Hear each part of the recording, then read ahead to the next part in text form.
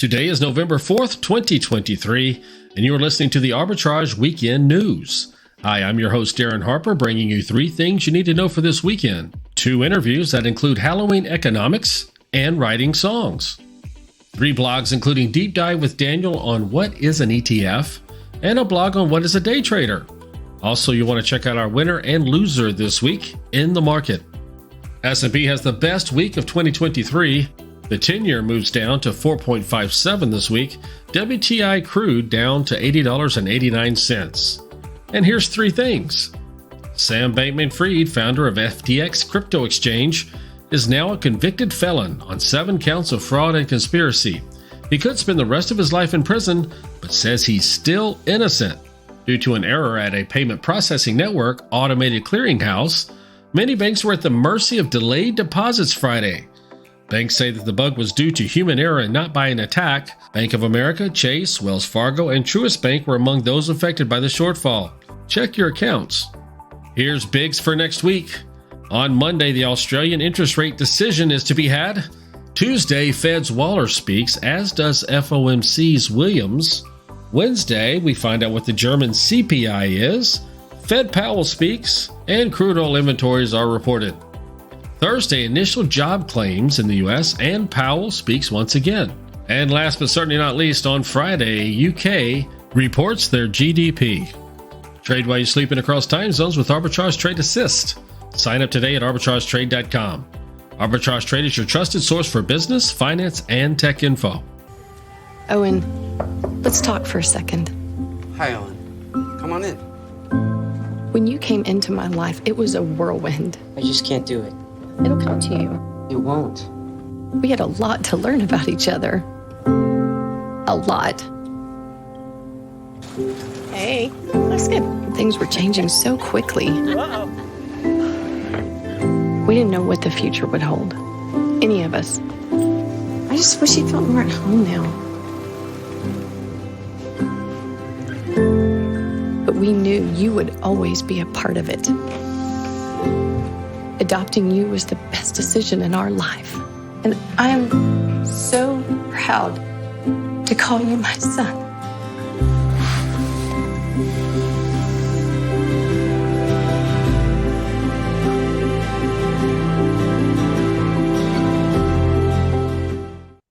Hello, Caroline. What is today? Happy Halloween, Royce. Happy Halloween, Caroline. What have you got spooky for us today to talk about? The economics of Halloween. Oh boy, that is scary. So last year, Americans spent, this shocked me, $10 billion with a B, $10 billion on Halloween items. Wow, I believe that. I was the Tin Man last year. Yes, you were. That was some pretty awesome face paint you had there. Thank you, thank you. So one reason, there's actually a professor of economics who said Halloween is a holiday that combines retail and entertainment, and that makes it the ultimate spending combination. It is. Like previously in prior years, it's like I didn't pay too much attention to Halloween. And then, we had kids, and then they're like, oh, and then there was the Bowser movie and the Trolls movie and the Frozen movie. And guess what? Every Halloween, right? So that's part of it, with kids. You and I both have kids. And so you have to buy new costumes because the kids grow. Yes. And you have to buy candy every year because you eat the candy. Or you give it away. Or you're distributing it to the neighborhood, for sure. Or to the work office. Because heaven knows I need more candy. Well, have you noticed that this year prices were higher for candy? Yes, my $10 bag of Twix and Reese's Peanut Butter Cups was $16 this year. Yeah, so this is the second year in a row that Halloween candy has seen double-digit inflation. Oh, wow. That explains it. That explains it, right? So, you're getting less candy for your money. And weather's the main reason. So, really? Yes, because cocoa prices are trading at a 44-year high after some heavy rains in West Africa where those are grown. And globally, sugar prices are at a 12-year high. And they're so high that India, which is the second largest producer of sugar, has recently banned sugar exports for the first time in 7 years because monsoons have hurt their crops. Oh, wow. So But hey, here's the commodities. Right? So if you had to guess, what would you guess are some of the most popular Halloween candies? Peanut butter cups. Okay, so yeah. Hershey's Kisses, maybe Snickers. Okay, so across the U.S., number 3, this one shocked me. Hot tamales. You know, the cinnamon. Really? Yes, that surprised me. Well, I guess Fireball. That makes sense. Right. Number 2, my favorite, M&Ms. Okay. And sure. Number 1 was what you said, Reese's peanut butter cups. Skittles usually rank high as well. So maybe in some places Skittles might take over the hot tamales. But yeah, hot tamales are good. It's been a minute since I've had them. But if I go to the theater, I definitely grab a box. So Gotcha. Here's another trivia for you. If you had to guess the average haul that kids get from trick-or-treating, and you showed me pictures of what your kids brought home, how many calories would you guess they brought home? Ooh, 4,000 or 5,000. Okay, so the average Halloween haul, this is from a doctor at University of Alabama, Birmingham School of Public Health, between 3,500 and 7,000 calories. Wow. Okay. For the average haul. So spread it per kid? Yes, per kid. Yikes. So don't eat it all in one night. I'm starting to rethink my idea to have so many kids. You've got a lot of candy at home, a lot more than my one kid brought. Well, if you guys want to learn more about this, please go and visit our blog at arbitragetrade.com/blog. Thank you again, Caroline, for all your research. If you're happy and you know it, clap your hands. If you're happy and you know it, ride your bike. If you're happy and you know it, then your face will surely show it. If you're happy and you know it, smile big and bright. Thousands of kids just like me are happy every day. Shriners Hospitals for Children is able to make an everyday miracle happen for kids like me. If you're happy and you know it, then your face will surely show it. If you're happy and you know it, take your shot. Because of you, we are happy and we know it. Thank you. Thank you. Thank you. Thank you. Please go to loveshriners.org right away.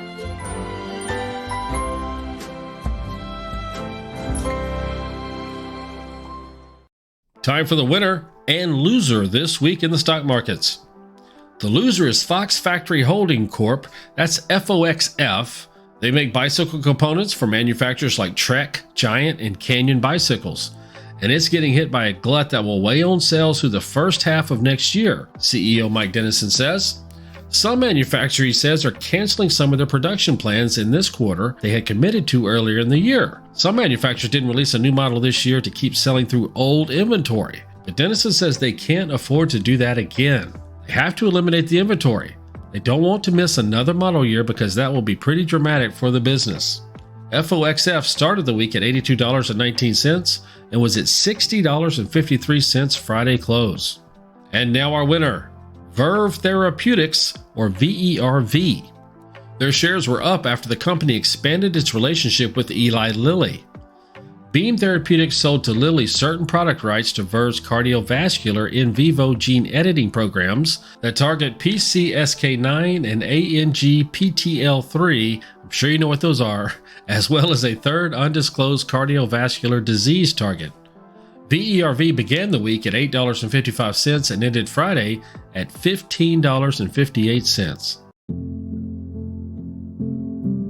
Kids across America are going to school hungry. Millions of kids every day. Hungry kids get sick more often and can struggle in school. It can be harder for them to focus and learn. But one simple thing can help change all of this for a hungry child in America. Good, healthy food and the energy it brings. With help from caring people across America, No Kid Hungry is providing healthy meals and hope to hungry kids so they can build better futures. We want to ensure that all of our kids have healthy meals every day. Thank you. thank you for helping feed our kids. To learn more about ending child hunger in America, go to helpnokidhungry.org today.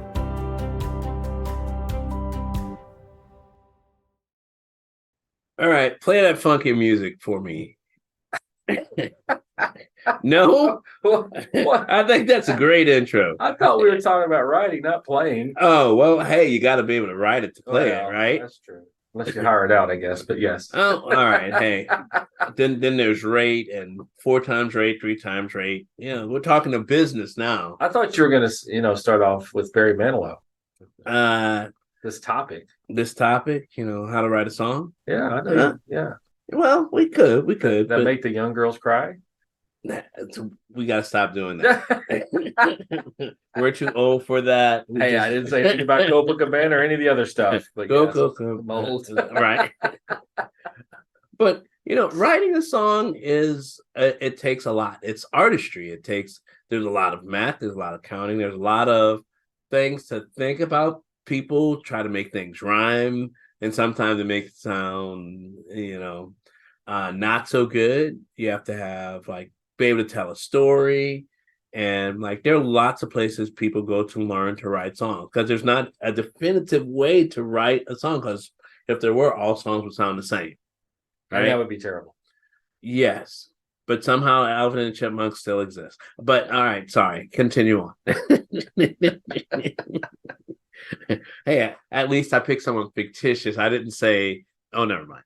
Well, no, I thought, we have to bring up Taylor Swift, though. So, because if you talk about writing songs and being successful, yes, and the world listening, basically, then we have to talk about her. She's very good, and she did it from her emotions and her experiences. Yes, a lot of people did. I remember Alanis Morissette in the 90s, groundbreaking. Yes.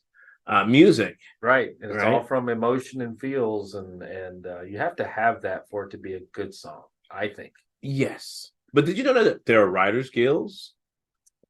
They're yes, Nashville Songwriters Association. The whole city is, yes, yeah, right. It's and most people go to Nashville and they basically try to, and the Hummingbird, I think, is one place you can go to actually listen to people write and recite their work. I guess they practice it there, yes. See if it asks for help from people in ways to make it better, right? Yeah, absolutely. Because you're never done with a song until it's done. Yes. And it's never done. Even I've heard where it's Aerosmith's okay, you've heard this song a million times. They slow it up or speed it down and then re-release it, turned into a ballad. Right? Well, I got a question. All right, what's your question? So, which came first? The music or the lyrics? It depends on the type of artist you are. Right? Okay. So for me, I am a songwriter as well. I have about 400 to 500 written myself. I usually always start with the words. But I usually start with the words with a cadence. That means I know, because I'm a bass player, I have to know where the beat falls to basically make sure that the words fall where it should. And then then we have to go to figure out what's going to come next. Because a lot of it, the hardest part in writing a song is the second verse. Ask anyone. Because it's where do I take it after I've done my first blah? I guess most people, easiest part is the chorus. Yeah, the hook. Everyone likes a good hook.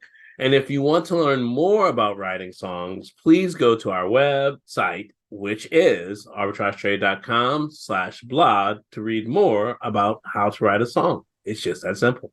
The challenges our planet's animals are facing sometimes feel a bit heavy. The animals haven't eaten in a day, 2 days. They haven't drank anything. They're cold. They're dehydrated. As soon as we started our descent, everywhere I could see was mud. Just absolutely mud. The country has been in prolonged drought for so long. It was like a tinderbox waiting to go up. Okay, very heavy. Each of us wants to be part of the solution, and we can be. Remember that there's good happening right now. At home. All right, we were able to get into your unit, and we have all 4 of your cats. So, okay. And around the world. For any animal in any disaster. So let's focus on that, right? Be part of the solution, one rescue at a time. Search IFA.org/disaster ready. What is an ETF? You've probably encountered clickbait headlines like 3 dividend ETFs you should own for the recession, or ETFs that will skyrocket with AI. ETFs, or exchange-traded funds, have been prevalent for 30 years. While initially a controversial investment option, they have now become a mainstay in investment portfolios despite many investors not fully understanding what they are investing in. An ETF is a fund traded on an exchange consisting of a basket of stocks, usually representing a specific sector or industry. Take SPY as an example. It tracks the S&P 500, meaning that owning a share of SPY gives you partial shares in all the companies that constitute the S&P 500. Currently, the top 5 holdings in the S&P ETF include giants like Microsoft, Apple, Amazon, Nvidia, and Google. Owning an S&P ETF, therefore, makes you partial investor in these companies, as well as 495 others. Unlike mutual funds, ETFs are not actively managed. Instead, their stock holdings adjust automatically based on changes in the company's weights within the S&P 500. So if Google's value surpasses Microsoft's value, moving from the 5th largest to the 1st, the ETF will automatically adjust its holdings to reflect this change. Mutual funds, on the other hand, rely on a fund manager to make these decisions. Historically, mutual funds have demonstrated lower returns compared to ETFs over their lifespans. In fact, a 2022 study by S&P Dow Jones Indices revealed that not a single mutual fund outperformed its benchmark index. This, combined with higher capital gains taxes due to active management and higher fees than those associated with ETFs, makes the case for choosing mutual funds over ETFs a challenging one. ETFs were created to offer investors the best possible returns, which they have consistently delivered. The success of ETFs and other passive investment vehicles has been remarkable since their inception. Passive investments now comprise 37% of the U.S. stock market. However, this has led to a lack of price discovery, evident in the top 5 companies of the S&P 500, representing 25% of the index's weight. As stocks increase in value, ETFs are compelled to purchase more, creating a cascading effect. While this has contributed to a reduction in market volatility over time, it has also resulted in sharper volatility during significant market swings. Some critics argue that this investment approach dampens market dynamics. Nevertheless, the increased returns and lower fees provided to individual retail investors represent a net gain. Generally, no one aims to be average, but when mutual funds consistently fall below their benchmarks, embracing the benchmark and enjoying the average returns of its constituent companies is a considerable victory. This is not investment advice. No one suspected a thing. I was the same Tyler they'd always known. Full of energy, the happy one. Of course, I wanted my friends to see me that way. Underneath, a different story. I mean, why was I feeling depressed when I had so many reasons to be happy? Well, guess what?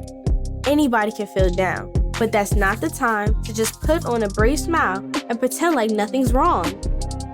It's the time to share your feelings with your friends, your parents, your favorite teacher. In the meantime, there's a resource that helped me get back on track. For some great clues about starting your comeback from depression, visit yourlifeyourvoice.org. I'm still Tyler. Only now, what you see is who I am, really. So what is a day trader? A day trader is someone who buys and sells securities such as stocks or currencies within the same trading day.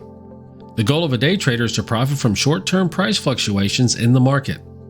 Day traders use various strategies and techniques such as technical analysis, leverage, and market inefficiencies to identify and execute profitable trades. Day traders typically close all their positions before the end of the trading day, so they do not carry any risk overnight. Day trading is a challenging and risky activity that requires extensive knowledge, experience, and discipline. Day traders face high competition from other traders as well as costs such as commissions, fees, and taxes. Day traders also need to comply with certain rules and regulations such as capital and margin requirements imposed by FINRA and the US SEC. Day trading can be rewarding for some, but it also involves a high degree of uncertainty and stress. So if you want to trade day stocks in the US, you need to have at least $25,000 in your account, according to FINRA. This is the minimum legal requirement for pattern day traders, who are defined as traders who execute 4 or more day trades within 5 business days, using more than 6% of their total trading activity. If your account balance falls below $25,000, You will not be allowed to day trade until you restore the minimum equity level. However, some experts suggest that you should have at least $30,000 in your account if you want to day trade stocks effectively. This is because you need to have enough capital to withstand the volatility of the market, cover the commissions and fees, and take advantage of the opportunities that arise. You also need to consider the risk management aspect of day trading, which involves limiting your losses to no more than 1% of your account balance per trade. For example, if you have $30,000 in your account, you should not risk more than $300 on any single trade. This is what a day trader is. And remember, we are not financial advisors, and we encourage you to do your own research. Thank you for joining us today for another edition of Arbitrage Weekend News. You can always find us at arbitragetrade.com and all social media platforms. Enjoy your weekend. Arbitrage Trade Analytics LLC is a privately held research company. Arbitrage Trade Analytics LLC is solely responsible for the preparation and distribution of the contents of this podcast. The opinions offered in this podcast are for informational purposes only and are not intended to function as investment advice. Seek a duly licensed professional for investment advice. For more information about the informational research and services offered by Arbitrage Trade Analytics LLC, please visit arbitragetrade.com.